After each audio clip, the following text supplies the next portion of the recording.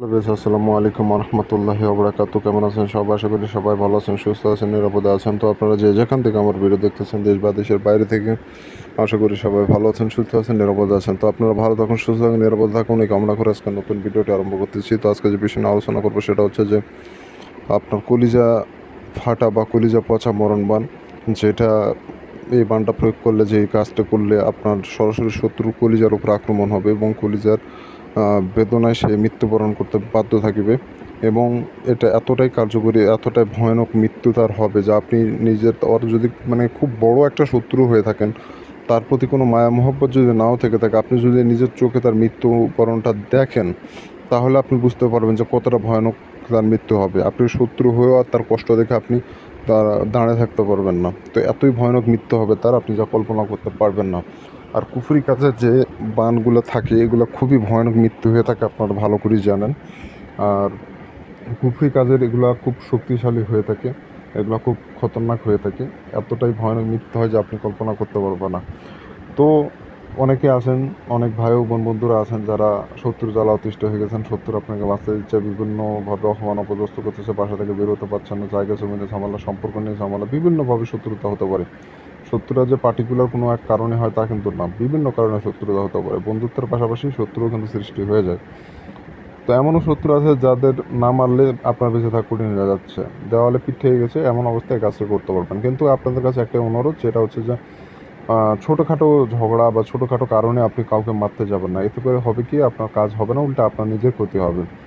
অতএব পুরো ভিডিও দেখবেন, জানবেন, শুনবেন, বুঝবেন, তারপরে কাজ করবেন। কারণ এগুলা একটু 19-20 করলে আপনার উপর উল্টা বান হয়ে যেতে পারে। অতএব কেন রিস্ক নেবেন?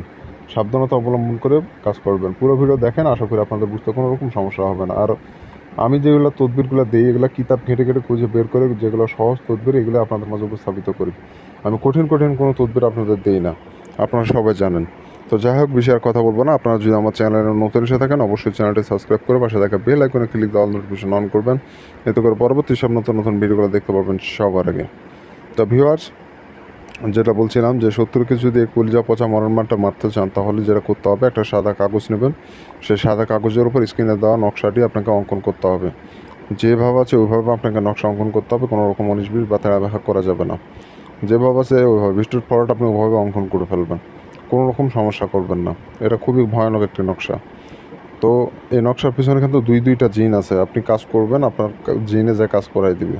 তো মূলত এইভাবে এই কাজটা হয়ে থাকে।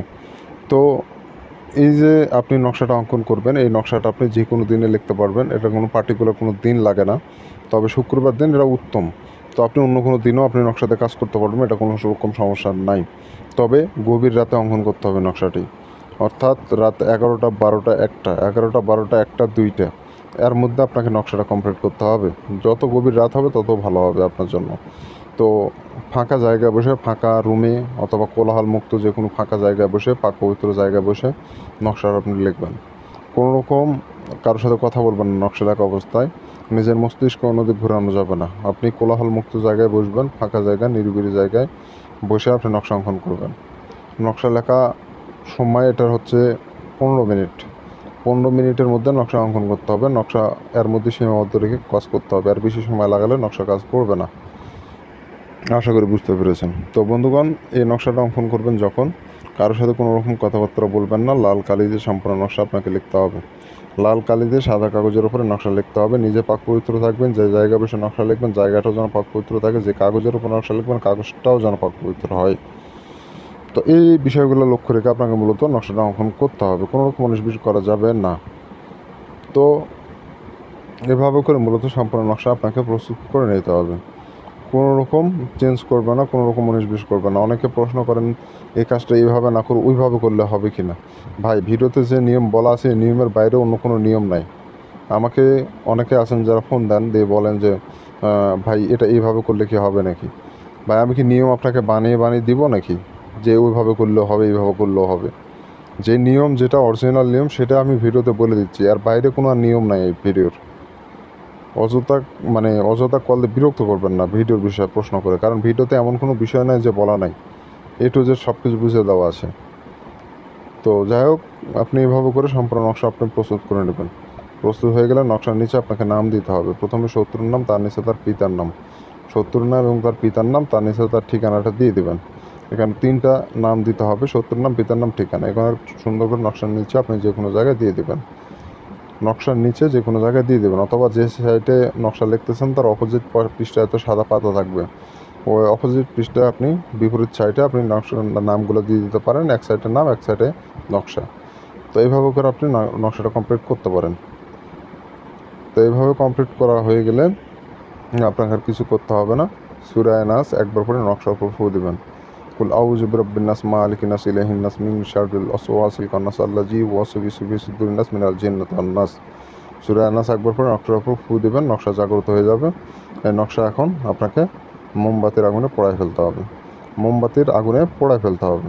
এইটুকু মূলত কাজ করে রাখবেন, আর কিছু করতে হবে না আপনাকে, শুধু এইটুকু কাজ করে রাখবেন, ইনশাল্লাহ আপনার সফলতা অর্জন করতে পারবেন। আর যারা অনুমতি নেবেন, অনুমতি নেওয়ার জন্য অনেকে ফোন দিয়ে বিরক্ত করেন, ভাই অনুমতি ফোন দিলে আমি অনুমতি কাউকে দিই না ব্যক্তিগতভাবে।